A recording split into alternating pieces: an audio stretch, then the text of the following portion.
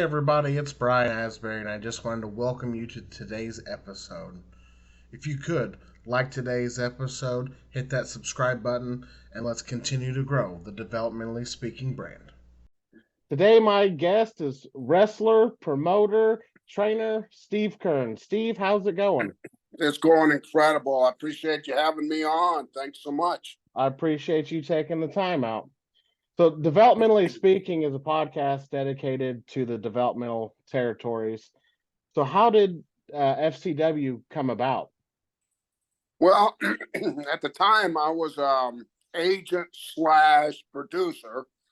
We changed titles during my term there. So I started off as an agent, but it was a producer, and it was both the same guy.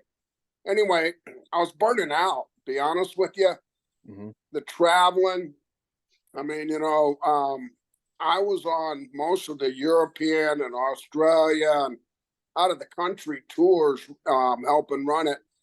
The only time I was ever totally in charge in Europe was when Eddie Guerrero died and Dean Malenko couldn't go with me. And so other than that, there was always another agent with me. And John Laurinaitis was the guy that hired me. And I kept going to him saying, it's like, man, I'm really getting tired of traveling. I mean, the businesses had evolved to a place where it was really hard for me to make the transition. I was from regionalized territories. I was from 20 and 30-minute matches, and we went into the ring with a finish, and we had to figure it out. We had to figure out what our audience wanted, and we told a story off of emotion based on good and evil. Now it's based on movement, and it's about 6 minutes long, and they'll plan 4 hours for it. So it was a totally different industry, but the only background I had was wrestling, so I had to continue no matter where I fit in. So I had to just force it, but I just started getting, wore out. And so I went to John and I just said, John, man, I'm getting tired of traveling. I mean, I'm back on the road almost as much as I was in the early 90s doing Skinner. And I'm not seeing my family, and it's just like wearing me out. And so he kept saying, well, what do you want to do? And I said, well, I told you at the beginning I wanted to teach, and you kind of blew me off on that, and I said, listen, I started in 1981. My first student was Tracy Smothers. And back then, Brian, I realized that there was only a short term as an athlete in this industry, and I didn't want to be an old wrestler. I didn't want to embarrass my family by stripping down and my skin just hung off of me or just old. I didn't want to move around in the ring and not take bumps, and I didn't want to be a non-aggressive wrestler. So anyway, he said, well, let me think about it. And then he approached me and just said, listen, I'm shutting down OVW. I'm shutting down Deep South, and I'm dumping it all in your lap in Florida. Is that where you want to be? And I said, oh, yeah, absolutely. I want to be in Florida. That's my home. And I'm real familiar with how to run a territory here. And to me, and everything I tell you will be on Steve's opinion, because wrestling is just an opinion. Everybody has one. But to me, my opinion on how to learn the wrestling is not in the gym. It's in front of a live audience. And that's where you fail or you go forward. And so I'm better at watching you wrestle in front of a live audience and then sitting down with your film and critiquing you and saying, okay, listen, here's the thing. You're not getting any response. What do you think is wrong? And then let us hash it out. Don't try to command the whole thing. Just try to let people give their input. And so whatever. And so anyway, next thing I knew, he was telling me, he says, oh, you're going to be home every night. Well, that was a big lie. I wasn't home every night. I was gone every night on the road in Florida again, but I was sleeping in my house. So anyway, long story short, that's how I ended up with FCW. They signed everything off to me and wouldn't let me use any of the logoing or trademarking for WWE. So I was on my own, and I was totally under the liability umbrella of Steve Keirn Inc. And so anybody that sued me. Anybody that had a problem sued me. So I was a sole owner and CEO of FCW. But behind the scenes, they were, fitting the bill. They were paying me probably, no, I don't want to say this, but it sounds funny, more than I was worth. And then plus, I was making money off of running live events and just hustling because that I could see the end was coming. Once you get into a level where you're pushing over your age range there, you start wondering, okay, when's it going to be? When is somebody going to walk up to me and say, okay, well, we're done with you? So I was in the business for 44 years, and you learn a lot of things as a young guy. If you have the opportunity to promote, you have the opportunity to book, you have the opportunity to do other facets besides wrestling. And I saw the writing on the wall that no matter what, there'll be an end to FCW too. And little did I know that it was a situation where Triple H, he was looking for something to impress his father-in-law. And when he saw how successful we had gotten FCW, I knew that was the next step, him to take it over. And he asked me, would you move to Orlando? And I go, no offense, but there's two cities in the state of Florida I won't live in. One's Miami, the other's Orlando. And I also knew, just second guessing, okay, let me say I'm going to pick up everything I have in Tampa and move to Orlando. And a year later, you're going to go, well, we're done with you. Now I'm stuck in Orlando. So I just didn't let it happen. Dusty moved, Norman moved, everybody moved. And when they came to me, I go, no. So I actually worked NXT for their first year of driving back and forth to help them adapt. But I was losing total interest in it. I mean, it was totally going forward, and I was totally stuck in a time zone where, it's like I wasn't having fun. And one thing in my business and my career, I had an unbelievable life and fun. I mean, my whole career was fun, but it was slowly getting to be not a job, but a chore. And I was surrounded by heartache and heartbreak. I mean, my friends' sons, I had peers that their sons came through FCW and then didn't make it. Well, who do you think the first one they're going to call? They're not going to call the office. They're going to call Steve and say, hey, Steve, what's wrong? How come my kid ain't making it? Good question, but I'm not in charge of that. I have nothing to do with hiring and firing. That's one of the agreements. And so it was just hard. And when you're at home and you get a phone call and it's somebody you've known since they were a little kid because you wrestled with their dad, you get this sense of fathership. And when they're crying and going, I don't know what to do. As I planned on this was going to be my career. Now what do I do, Steve? Where do I go? And I'm going, I don't have all those answers. And so when it came time, there was no heat. I mean, inside, I knew what had happened, but on the outside, I was cool with it because I was burnt out. I'm burnt out. I taught more people in the wrestling business than anybody in history. And when I say that, please understand, no one single person teaches one talent everything.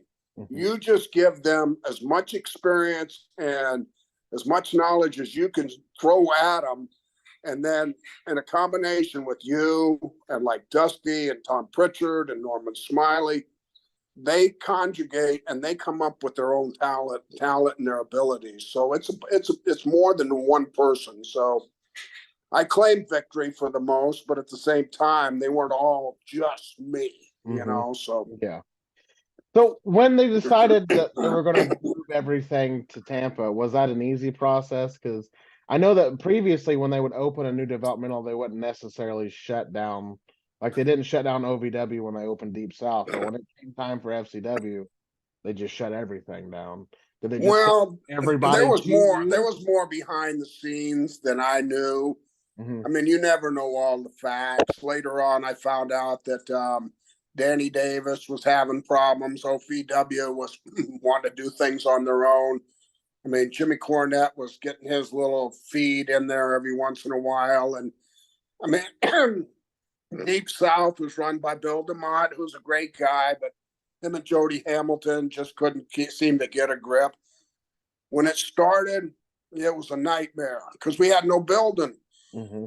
We actually rented a Batters Up where they have batting practice, and it was all little league kids, and we set up the ring in there and would practice in front of a bunch of little leaguers until we found a building, and then I had to build it out, which was I've never built anything.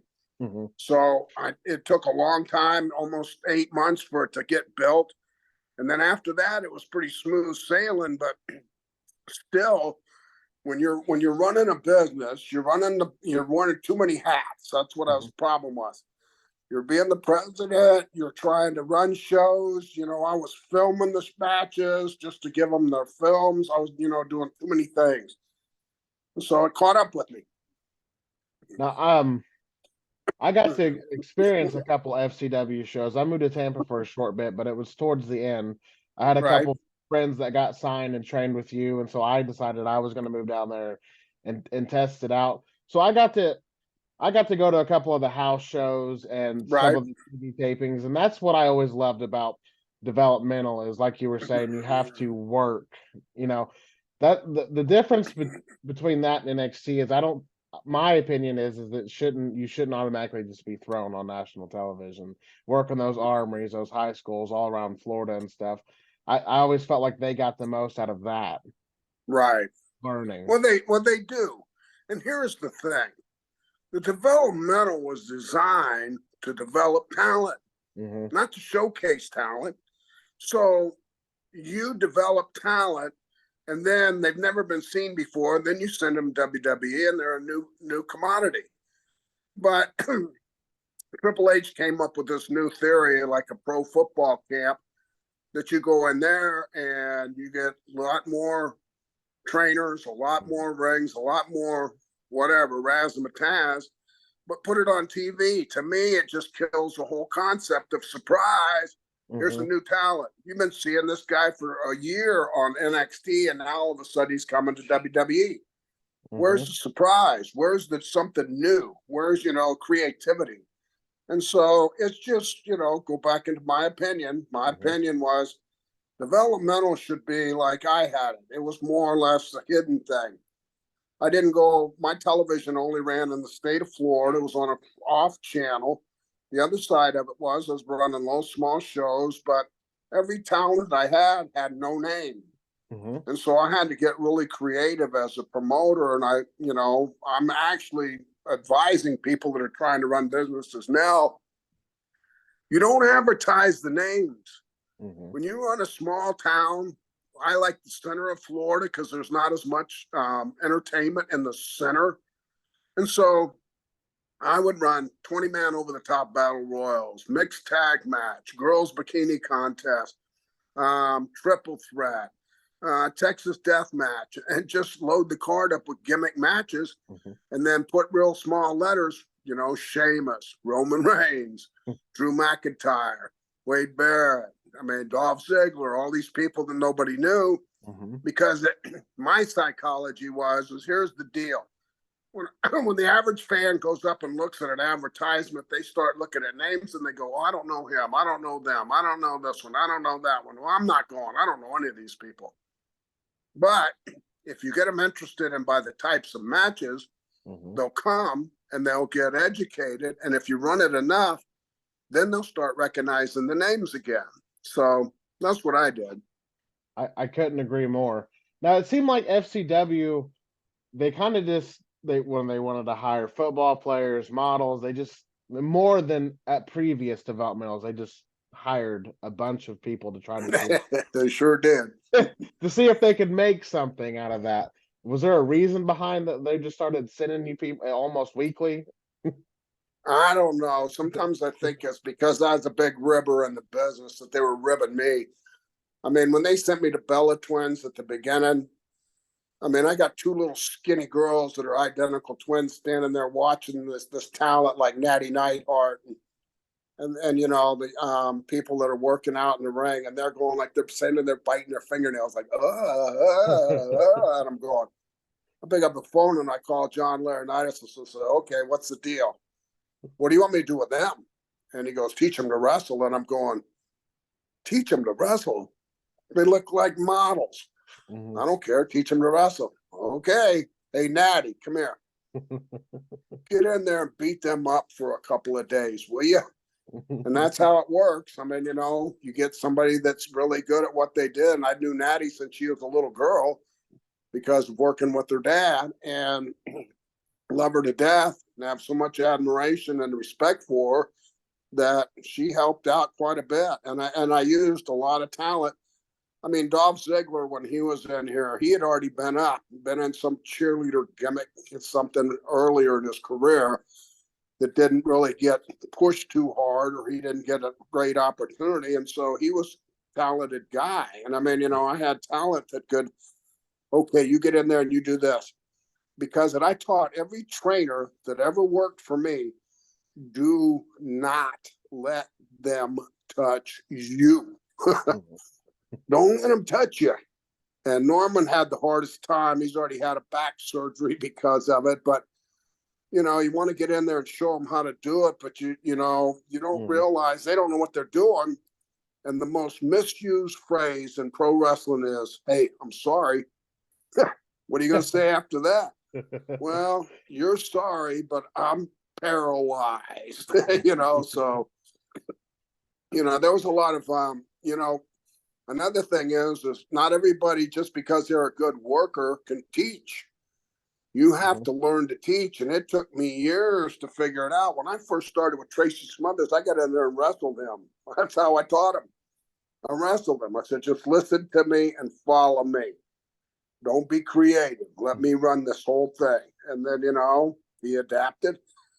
But as time went on, by the time I hit the 90s and I was teaching like Diamond Dallas Page and Mike Awesome and Dustin Rhodes and that group that came through when we owned PWF, they're hurting me. Now they're starting to hurt me. And I'm going, oh, well, this ain't the right way to do it. And then I looked at pro football and thought, well, you know, the coach doesn't get down with an offensive lineman and show him how to block. So what's the best alternative here? It's to film them, sit with them, and say, okay, what do you see? And when they tell you that's great, and then you say, well, I thought it sucked. And then, you know, you give them your logic and your reasons, and then hopefully you can come to a happy medium. So that's how it works. So FCW, your training staff is probably the most well-known, most talked about out of all the developmentals. Like with OVW, you just know the name of Cornette and Danny, and the Deep South, you just know Bill DeMott usually. Did you handpick the people that worked under you? I didn't handpick Tom Pritchard. He came with the deal, but I would have. I did handpick Norman Smiley. I handpicked what is it? Mercury and Morris. What's the Mercury's name? Joey. Joey. I handpicked Joey. You know, and then Billy Kidman. And because I did, the reason I did was because that they were like me. They weren't huge guys. They could work with small guys and they could work with big guys. And they were very versatile. And they could pretty much do anything. But it wasn't about high risk movement. It was about survival. And so their egos weren't inflated to the point where they thought they were, you know, I don't want to say names because then it reflects, but some guys think they're better than they are, and sometimes they're not. And so, like, to me, I just try to keep it on an even parallel that, you know, you got to teach them. You got to teach them how to do this, you know, so it's no longer competing with them. When you're a talent, you compete with everybody. No matter who you are on the roster, you're competing with everybody in that dressing room. Guys don't want to admit it, but if they don't know it. But the object is we're playing king on the mountain. And who can get to the top of the mountain? Then how long can you stay at the top of that mountain without getting your ass booted off? And so you're really competing the whole time you're in the business for your Mm-hmm. spot and a job. What is FCW's legacy to you? Well, I don't know. I guess you'd have to define legacy. I guess that, what it is it made a mark in wrestling history. Mm-hmm. And with that mark, it created a lot of talented young people. Some came already created to a certain level, but just had to be altered certain bit to fit WWE style. Mm-hmm. And I knew that part of what I had to do was teach them WWE. If you're working for somebody, you work for that person. And if you're working for Vince McMahon, you need to know what Vince McMahon likes. Mm-hmm. I can remember telling him at one point, I said, if you can grow a beard, he seems to like guys with beards right now. If you got a beard, you got a job. And as silly as that sounded, if you looked at the cards, every guy in the card had a beard. I mean, whatever. I mean, but he's a bodybuilder, so he likes good physiques. He likes guys that look athletic.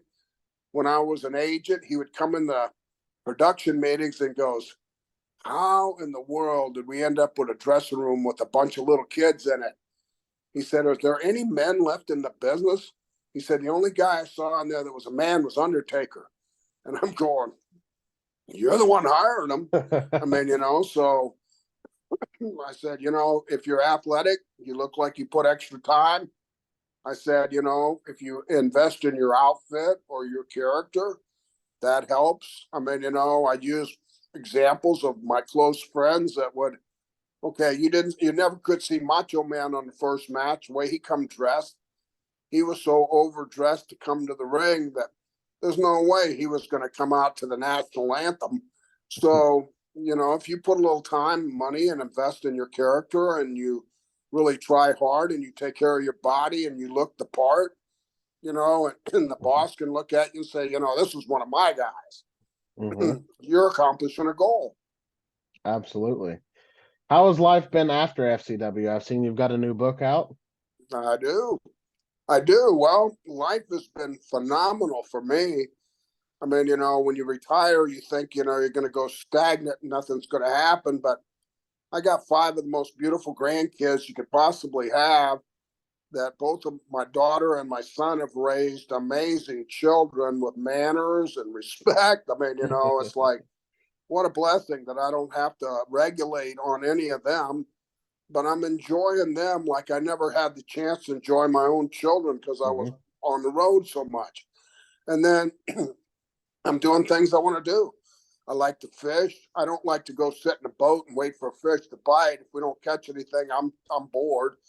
But I mean, I like to, do things in the Everglades. I got friends down in South Florida that take me, fishing down there and hog hunting and turkey hunting. And so I'm really just enjoying my life. The book came about because I was peer pressured into, almost, besides the simple fact that people say, why don't you write a book? Why don't you write a book? And I'm going, I'm not important enough wrestler to write a book. There's a million wrestlers that people would want to read, but they're not going to want to read about me. I said, yeah, but you got some great stories and you got like so much history in the wrestling business. They're going to want to hear some of those past things, territorial days, and just the ins and outs and the heartaches and, all the ups and downs. So the guy that wrote Brian Blair's book, he wrote 5 other guys' books. I read 2 of them. I really enjoyed what he wrote. His name is Ian Douglas. He also wrote this book right here called Bohemian Rhapsody, and it's a history of wrestling in the Bahamas, which I'm real close to. I wrote the foreword in this book. It's got Dusty and Kevin Sullivan and Tyree Pride on the front. He's a fantastic writer. He's very intelligent. He's he researches everything. I mean, he could tell me when I didn't know a date. He could find the date and say, oh, well, you were there in 93 or you were there in 86 or whatever. And I'm going, well, I don't ever remember that. So he always makes sure everything's in chronological order. Mhm. I don't, because I skip around. I mean, Mhm. something comes to my mind and I said, oh, yeah, about this. I said, well, we talked about that 2 weeks ago. Now we got to go back. And then he understands me. He Mhm. understands that I'm a Christian, that I believe in Jesus Christ as my Savior, and that I recognize and glorify his name. And that when I write a book, it's not going to be to trash people. It's not going to Mhm. be to use bad language. It's not going to be to talk about drugs, sex, or rock and roll. It's going to be able to be read by anybody and any child that wants to read on history of wrestling, including my grandkids someday. That they're not, my kids aren't offended by the language I used. And I mean, Mhm. I'm no angel. Believe me. And the language that I've used can be just like a prison inmate to a Mhm. sailor, but that's the wrestling business and the dressing room, locker room talk. And, I had to go through and edit out a few words here and there and some little bit of kind of controversial things that, I thought was important. But then I said, well, why even talk about that? Mhm. It's not necessary. It's not going to make a difference. So, anyway, Where that's can they just find it? Amazon. Amazon. You can pick it up on Amazon. Um, Other than that, I'm doing a wrestling con this weekend in New Jersey, and I'll have books with me there to sign. So sometimes people want one signed, and it helps to have them. Other than that, I mean, I don't have an order thing where you can call me or order it from me. I kind of don't handle my own kind of merchandise. And the reason I don't is it's kind of a pain in the butt. And, Mhm. it's like it can be lucrative, but at the same time, when it was Stan Lane and I were partners of Fabulous Ones, we were all about merchandise. Mhm. But it got to be so much trouble. I mean, you get T-shirts, you got the wrong size, you got the wrong color, and then you got a whole bunch of extra stuff. So I diversified and I let people handle things, and I contract myself out at a set price and say, you can sell. Mhm. I'm the Lon Chaney Jr. of wrestling. I mean, between Steve Keirn, Steve Gator Keirn, Fabulous One, Skinner, Doink 2. I mean, Mhm. Agent, all of the different characters you can sell off of. Take advantage of it. You can sell Mhm. anything you want to of me. I'm not I'm not that kind of a person that's going to chase everybody that's trying to make a dollar. I'm complimented. Mhm. So anyway, that's kind of the way it worked, Brian. Okay. Well, I just want to thank you for taking time out today. Thank you for everything that you've done for professional wrestling and continue to do. It was an honor to sit down and talk with you today. Well, Brian, I appreciate you having me on, and thank you. Not only thank you, but thank all the viewers and the people that follow your podcast. Because that one thing I did teach and we didn't mention is I teach respect and appreciation for the people that buy tickets to come see you. I mean, a lot of wrestlers would come back from ring and they'd be resentful towards audiences. And Mhm. that's when they got a promo cut on them by Steve Keirn. Oh, they didn't react. Oh, they didn't like this. Oh, I don't like that. I hate them people. Oh, yeah. Well, you know what? Those are the people that are paying your income. Mhm. Without those fans and without those loyal supporters, you're not going to make a living. And even if you're a heel and trying to get them to hate you, if you can get them to boo, you're ahead of the game, and thank them for booing later on. But I want to thank all the fans that ever watched and ever participated in any kind of events where they went and bought tickets and whatever, because without them, there would be no wrestling business, bottom line. Absolutely, sir. And thank you again for your time. I greatly appreciate it. Well, Brian, good luck to you and best wishes, and God bless you and your family. Thank you. You too.